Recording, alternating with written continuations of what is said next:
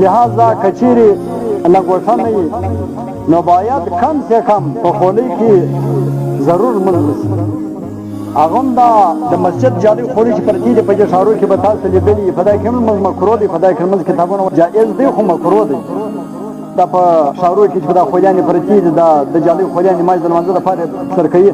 بېرته چې ماځ لمونځ وکړي هلته بېرته نږدې په دې باندې بیا شرمېږي د باندې نه وځي د خدای پاک سره په ملاقات کې نه شرمېږي د کلي والا سره په ملاقات کې شرمېږي په دا خولۍ نو دغه د مسجد خولۍ هم نه ځکه په لږ سر خو د سستیا یا د فیشن په وجه باندې لمونځ کول مکروه تحریمي دی د اکثره کسان په لږ سر باندې لمونځ کوي او تاسو به لیدلي دا سر په یوه ګوته باندې ګروي د ډېره فیشنه سه سپږې هم کړي د سپږنګ سر شرمېږي هم نه د به نو دی رنګې سړی به جمبېرېږي دی شکل بي سړی به جمبېرېږي او دی به د ډېره فیشنه سه په یوه ګوته باندې سر ګروي خو لیکن هغه لمونځ په خولۍ کې په شرمېږي په خولۍ کې نه کوي العیاذ بالله په لږ سر باندې د سستیا د وجې یا د فیشن د وجې چې د عاجزۍ د وجې نه وي په دا طریقه باندې لمونځ کول مکروه تحریمي دي کتابو لیکلي دي او بل د کار په کپړو کې هم لمونځ مکروه دی یا خټوالی یا مطلب د خاورو کار کوي یا مطلب نور کار کوي چې په هغه سره کپړې خیرنې سي خرابې سي یا د ګاډۍ د ګیرج کار کوي مطلب مستري په ګیرج کې کار کوي د ګاډیانو یا د موټر سایکلانو یا د کسابې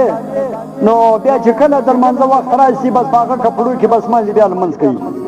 په دا کپړو کې کتابونه لیکلي دي چې لمونځ مکروه دی د کار په کپړو کې لمونځ کول مکروه دی ځکه چې یو څوک د یو باچا یا وزیر یا د باچا او وزیر مال ته وا د خسرګنۍ کره ځي یا د یو چا کره میلمستیا له ځي لا هم په ښه کپړو په ښه جامه او په ښه صفایي کې ورځي او کله چې د هغو سره خبرې کوي نو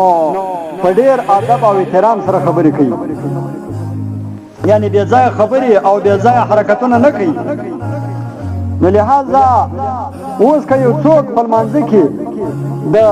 احکام الحاکمین یعنی د باچاهانو د باچا په مخ کې ولاړي او د هغه سره په خبرو کولو کې مشغول وي نو د هغه دپاره بیا ضرور دا پکار دی چې دی په طریقه اولاد سره د ټولو آداب و حرکات و سکنات و خیال وساتي د چا په مخ کې ولاړي د چا سره ملاقات کوي د چا په حضور کې ولاړي لمونځ په دې طریقه باندې لکه چرګ چې مازې مشوکټه کوي